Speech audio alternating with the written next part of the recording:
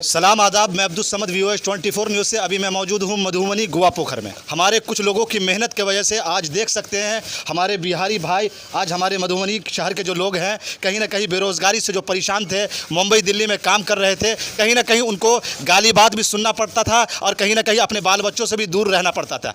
और आप देख सकते हैं करीब 25-30 लोग यहाँ पर रोज़गार पा रहे हैं। तो कहीं ना कहीं हमारा जो नेता है, हमारा जो बड़े बड़े नेता हैं, बड़े बड़े वादा तो झूठे वादा करते हैं, लेकिन कहीं ना कहीं जो इन लोगों को बेरोजगारी जो थी उनको दूर करने में वो पीछे थे। लेकिन कहीं ना कहीं जिस तरीका से डेवलपमेंट हो रहा है हमारे मधुबनी शहर में, हमारे बिहार में, तो कहीं ना कहीं आने वाले समय में बेरोजगारी धीरे धीरे खत्म होते जाएगा। इस कारखाना के जो ऑनर है तारिक भाई, जो मुंबई में उनका बहुत बड़ा कारखाना चलता है और कहीं ना कहीं मधुबनी गोवा पोखर भच्ची में ये कारखाना आप देख रहे होंगे। तो कहीं ना कहीं बहुत सारे कारीगर को आप देख रहे होंगे जो मुंबई, दिल्ली, लखनऊ, बहुत बड़े बड़े शहरों में वो काम करते थे और कहीं ना कहीं उनको वो इज्जत नहीं मिला करती थी जो इज्जत वो अपने घर में उनको मिल रही है। कहीं ना कहीं उनको काम भी मिल रहा है, वो पैसे भी कमा रहे हैं और कहीं ना कहीं मान सम्मान भी मिल रहा है और कहीं ना कहीं अपने बाल बच्चे माँ बाप के साथ वो अपनी ज़िंदगी गुजार रहे हैं। तो कहीं ना कहीं ये बहुत बड़ा उन लोगों को बेनिफिट है। तो कम से कम हमारी प्रशासन, हमारी सरकार को इस बात पर गौर करनी चाहिए कि हमारे जो बेरोजगार भाई हैं उनको रोजगार से कैसे जोड़ा जाए। एक आम आदमी की मेहनत से आप देख सकते हैं करीब 25, 30, 50 आदमी का घर बार चल रहा है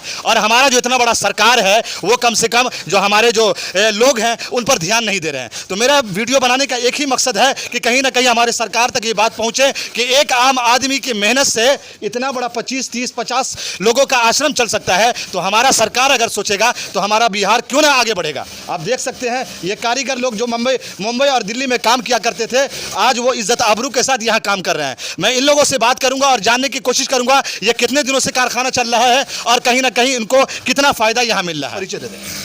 अस्सलाम वालेकुम रहमतुल्लाह व बरकातहू। मोहम्मद साबिर भाई। जी साबिर भाई, ये बताइए कि पहले आप कहाँ काम करते थे? मुंबई में काम करते थे।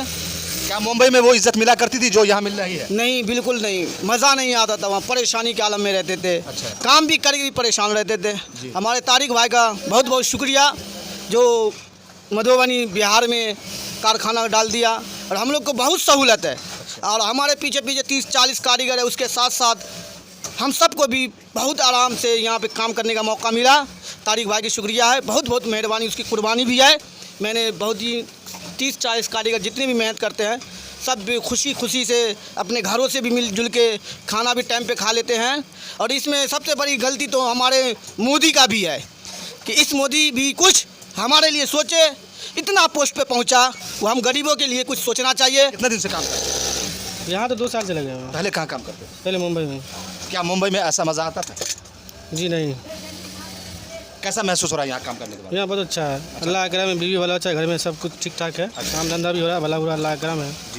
हम लोग अच्छे से रहते हैं, यहाँ पर कोई दिक्कत नहीं। कितने दिनों से आप इस कारखाना में काम कर रहे हैं? यहाँ पे तो फ़िलहाल तकरीबन हमको 1.5 साल हो गया है। इससे पहले मुंबई। क्या मुंबई में इस तरीका का सुविधा आपको मिला करता था?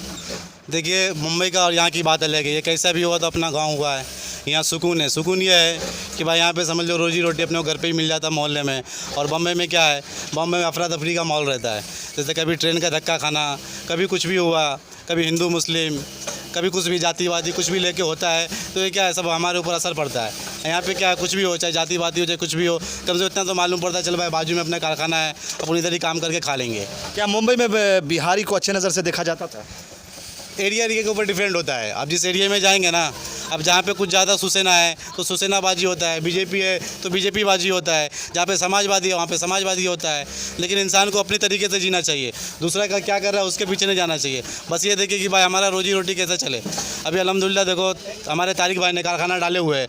अभी इस तरीके से मतलब इनके बराबर के ना और भी बहुत सारे लोग हैं यहाँ पे, जैसे इस भवारा के अंदर बहुत सारे लोग हैं। अब यही नहीं कि भाई सामने वाला भी यही चीज़ का कारखाना डाले, हर कोई डाल सकता है कुछ ना कुछ। चड्डा का होता है, छतरी का होता है, टैप का होता है, कैप का होता है, बेल्ट का होता है। जो भी कारखाना डालेंगे छोटा मोटा तो कोई भी आदमी 15 आदमी, 20 आदमी, 50 आदमी ऐसा करके काम करेगा। लेकिन आज पता ही नहीं, आज हमारी कम सो रही है। पैसा बना लिया हुआ है, सिर्फ 2 ही चीज़ में आज पैसा लग रहा है हमारा, या तो ज़मीन में लग रहा है या तो मकान में लग रहा है। बस इन्हीं चीज़ों के पीछे भाग रहा है वो। कहीं ना कहीं जो सोच का फेर है, कहीं ना कहीं बहुत सारे ऐसे लोग हैं जो बड़े बड़े पैसा वाले हैं, लेकिन कहीं ना कहीं जिस तरीक़ा से एक आदमी की मेहनत से आप देख सकते हैं कि करीब 50 आदमी का लगभग घर बार चल रहा है। अगर हमारे कौम, हमारे लोग अगर इस बात को सोचें और कहीं ना कहीं जिस तरीक़ा से कारखाना 2, 4, 5 और खुल जाए तो कहीं ना कहीं मधुबनी में जो बेरोज़गारी बनी हुई है वो बेरोज़गारी दूर हो सकती है। सरकार तो ध्यान नहीं दे रही है, ध्यान देना पड़ेगा खुद अपने आप को और बदलना अपने आप को पड़ेगा।